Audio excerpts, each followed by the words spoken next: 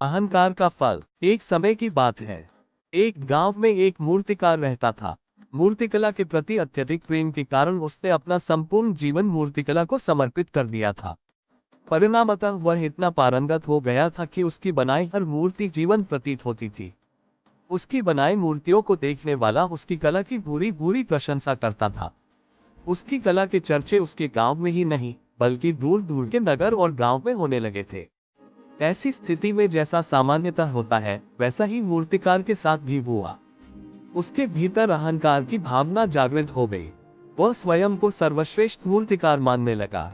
उम्र बढ़ने के साथ जब उसका अंत समय निकट आने लगा, तो वह मृत्यु से बचने की युक्ति सोचने लगा।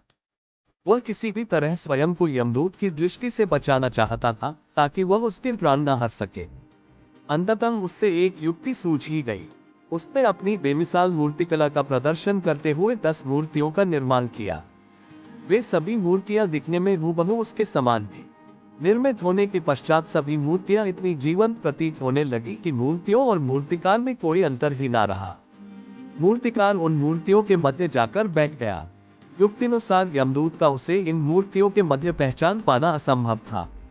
उसकी युक्ति कारगर भी सिद्ध हुई। जब यमदूत उसके प्राण हरने आया, तो 11 एक सरी की मूर्तियों को देख चकित रह गया।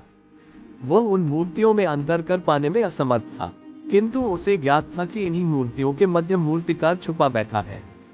मूर्तिकार के प्राण हरने के लिए उसकी पहचान आवश्यक थी। उसके प्राण न हर पाने का अर्थ था प्रकृति के नियम के विरुद्ध जाना। प्रकृति के नियम के अनुसार मूर्तिकार का अंत समय आ चुका था। मूर्तिकार की पहचान करने यमदूत हर मूर्ति को तोड़कर देख सकता था, किंतु वह कला का अपमान नहीं करना चाहता था। इसलिए इस समस्या का उसने एक अलग ही तोड़ निकाला। उसे मूर्तिकार के अहंकार का बोध था, अतः उसके अहंकार पर चोट करते हुए वह बोला, वास्तव में सब मूर्तियां कलात्मकता और सौंदर्य का अद्भुत संगम है, किंतु मूर्तिकार एक त्रुटि कर बैठा। यदि वो मेरे सम्मुख होता, तो मैं उसे उस त्रुटि से अवगत करा पाता। अपनी मूर्ति में त्रुटि की बात सुन अहंकारी मूर्तिकार का अहंकार जाग गया।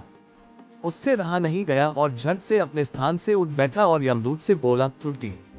असंभव, मेरी बनाई मूर्तियां सर्वदा त्रुटिहीन होती हैं। यमदूत की युक्ति काम कर चुकी थी। उसने मूर्तिकार को पकड़ लिया और बोला, बेजान मूर्तियां बोला नहीं करती और तुम बोल पड़े। यही तुम्हारी त्रुटि है कि अपने अहंकार पर तुम्हारा कोई बस नहीं।